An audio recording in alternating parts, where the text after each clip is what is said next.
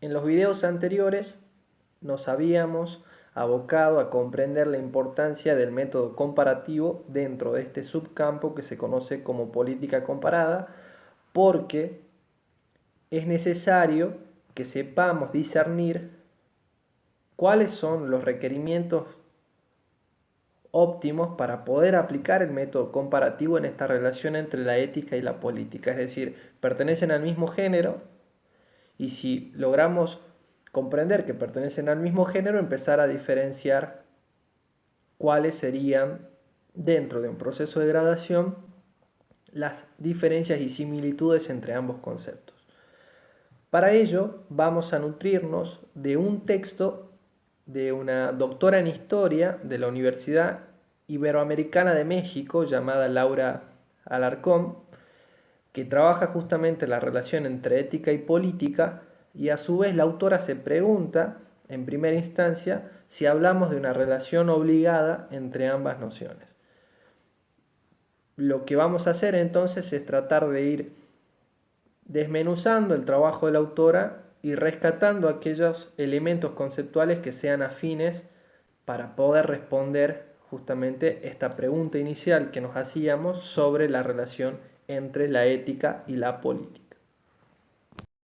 En la introducción de dicho trabajo, la autora ya nos plantea un importante dato, que ella va a trabajar la ética y la moral como si fueran sinónimos, argumentándolo desde la etimología de ambas palabras. Es decir, ella entiende que éticos es en griego, que significa ética, y mores en latín, que significa moral, ambas hacen referencia al mismo significado, que en este caso sería las costumbres. Entonces ella entiende que la ética y la moral son aquellas que dictan, o mejor dicho, que orientan a través de la costumbre aquellos parámetros de conductas necesarios para la estabilidad de una sociedad.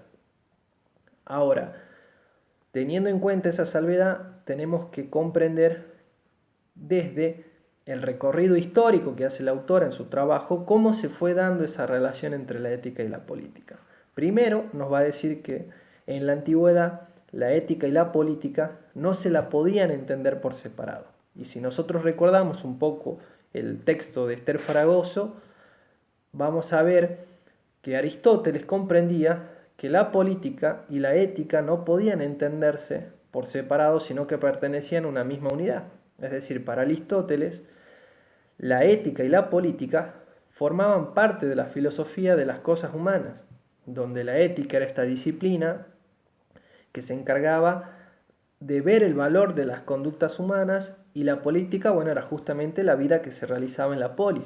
Pero en ningún momento estas dos nociones se encontraban separadas. Ahora, durante la época medieval, es decir, en el medioevo, recordando que en esa estructura de poder piramidal estaba a la cabeza el monarca, o el rey, que gobernaba por designio divino, es decir, por designio de Dios. Entonces sabemos que la política en ese contexto está subordinada al poder religioso. Y por supuesto también la política queda completamente subordinada también a la dimensión ética. ¿Por qué? Porque el gobernante, si bien gobierna en nombre de Dios y por voluntad de Él, tiene que responder a los parámetros de moralidad cristiana, es decir, los impuestos por Dios. Entonces, en ese marco de relaciones, lo que podemos ver efectivamente es que la política queda no solo subordinada al poder religioso, sino también a la ética. Cuando se empieza a ver un verdadero divorcio entre ambas, entre la ética y la política, va a ser durante la modernidad, cuando aparezca en escena el intelectual florentino Nicolás Maquiavelo, que a través de la formulación de la teoría del Estado va a plantear la separación de la ética y la política, argumentando que la política tiene sus propias normas, sus propias leyes, sus propias reglas, y donde la moral no tiene lugar. Si quieren, yo les dejo el enlace de un video donde trabajo desde una filósofa de apellido Bourdieu esta importancia de la ética y la moral dentro del pensamiento de Nicolás Maquiavelo. Pero para resumirlo, es esta, la separación. Lo importante en la modernidad es la separación de la ética y la política, y este juego de una doble moral, la moral del gobernante y la moral del pueblo.